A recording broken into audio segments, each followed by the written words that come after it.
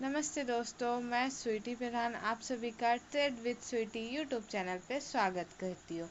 यहाँ पर निफ्टी 50 का learning video, analysis video and prediction video one day before upload करती हूँ।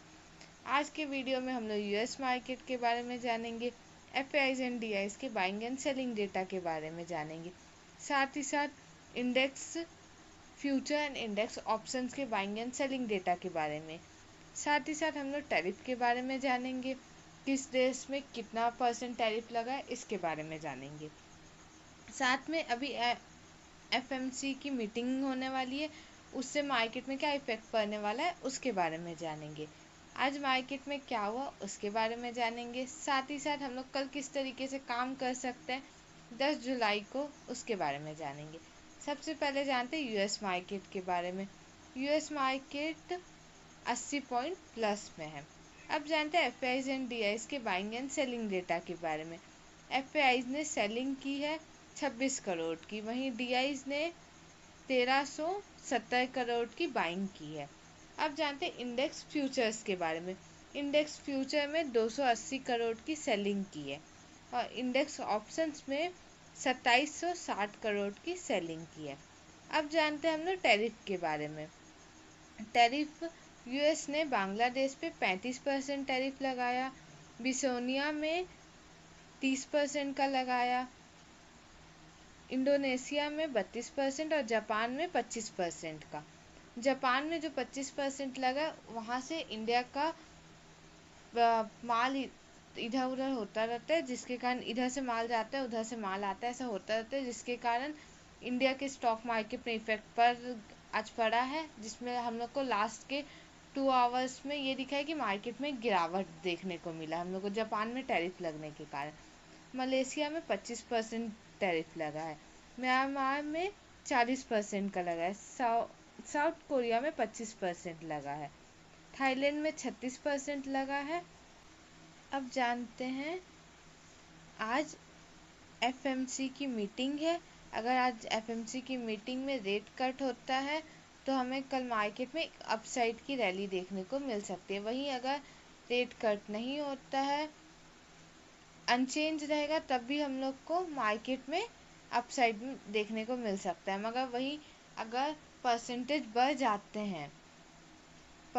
अगर बढ़ जाते हैं तो हम लोग को डाउन साइड में देखने को मिल सकता है, जो कि गिरावट देखने को मिल सकती है। अभी वैसे ही टैरिफ की न्यूज़ के कारण मार्केट में इफेक्ट पड़ सकता है डाउन साइड में, और एफएमसी की मीटिंग के कारण भी हम लोग को अगर परसेंटेज बढ़ते तो डाउन साइड में मार्केट दिख सकता है।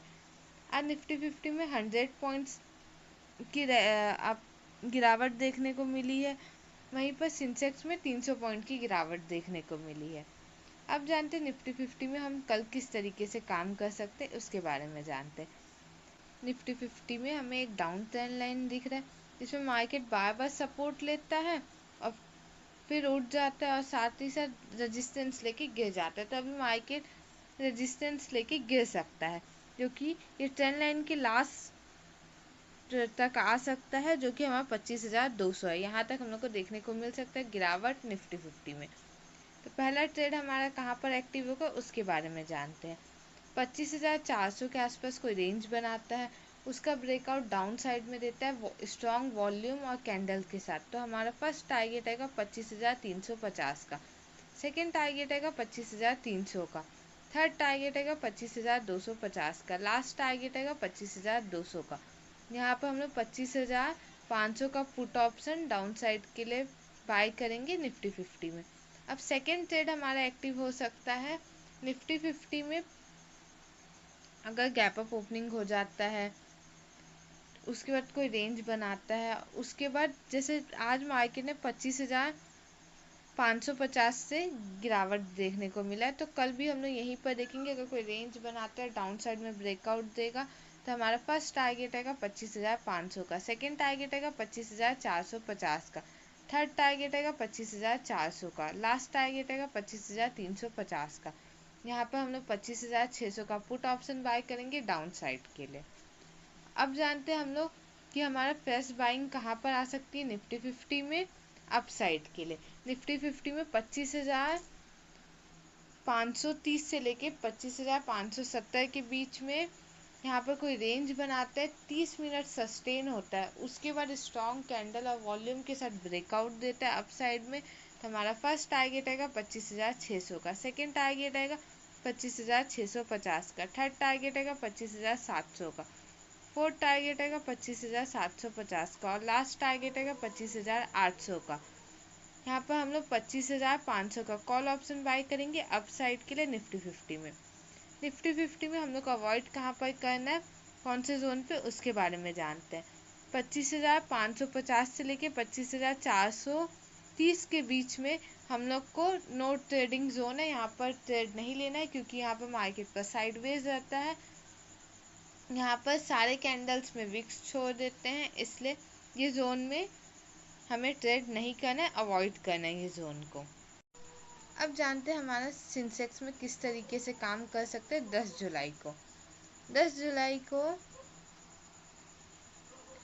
जुलाई को हम लोग डाउन साइड में सेंसेक्स में किस तरीके से काम कर सकते हैं, सबसे पहले उसके बारे में जानते हैं।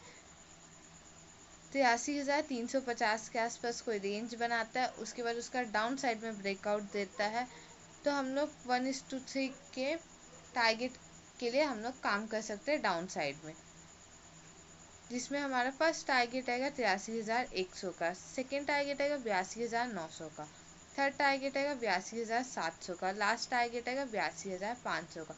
हम लोग यहाँ पर 83,200 का पुट ऑप्शन बाय करेंगे डाउन साइड के लिए सेंसेक्स में। सेकेंड ट्रेड देखते हैं हम कहाँ पर एक्टिव हो सकता है सेंसेक्स में। 83,750 750 के आसपास कोई रेंज बनाता है, उसके बाद उसका ब्रेकआउट डाउन साइड में देता है, तब हम लोग ट्रेड देंगे। मगर ये एक नो ट्रेडिंग जोन भी है साथ में, तो हम लोग यहाँ पर थोड़ा संभल के काम करेंगे। अगर कोई स्ट्रॉन्ग कैंडल बनेगा और वॉल्यूम भी साथ देगा तब हम लोग ये ट्रेड लेंगे, क्योंकि यहाँ पर स्ट्रॉन्ग कैंडल का होना बहुत ज़रूरी है। उसके बाद हम लोग ये ट्रेड लेंगे, जिसमें हमारा फर्स्ट टारगेट आएगा 83,700 का, सेकेंड टारगेट आएगा 83,600 का, थर्ड टारगेट आएगा 83,500 का, लास्ट टारगेट आएगा 83,350 का। यहाँ पर 83,700 का पुट ऑप्शन बाय करेंगे डाउन साइड के लिए। अब जानते हैं हम लोग अप साइड में किस तरीके से काम कर सकते हैं सेंसेक्स में। 83,820 के आसपास 30 में सस्टेन होता है, उसके बाद ब्रेकआउट अप साइड में देगा, तब हम लोग ये ट्रेड लेंगे, जिसमें स्ट्रॉन्ग कैंडल का होना बहुत ज़रूरी है।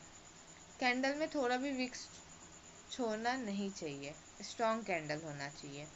जिसमें हमारा फर्स्ट टारगेट आएगा 84,000 का, सेकेंड टारगेट आएगा 84,200 का, थर्ड टारगेट आएगा 84,400 का और लास्ट टारगेट आएगा 84,600 का। इसमें हम लोग 83,800 का कॉल ऑप्शन बाय करेंगे अप साइड के। अब जानते हैं सेंसेक्स में हमारा नो ट्रेडिंग जोन कौन से रेंज में है। 83,700 से लेके 83,350 का जो रेंज है, यहाँ पर हम लोग को ट्रेड नहीं लेना है जब तक स्ट्रॉन्ग कैंडल नहीं बनता, क्योंकि यहाँ पर मार्केट साइडवेज दिख रहा है हम लोग को। 1-2 दिन से इस रेंज में हमें मार्केट साइडवेज दिखा है, इसलिए ये जोन पे ट्रेड नहीं लेना ज़्यादा बेटर है, क्योंकि यहाँ पर प्रीमियम डीके होता है, इसलिए हम लोग को संभल के काम करना है ये जोन में। ये चैनल को लाइक कीजिए, सब्सक्राइब कीजिए एंड शेयर कीजिए। नेक्स्ट वीडियो में हम लोग ये जानेंगे कि हम लोग 10 जुलाई को किस तरीके से काम किए, साथ ही साथ 11 जुलाई को किस तरीके से काम कर सकते हैं, उसके बारे में जानेंगे।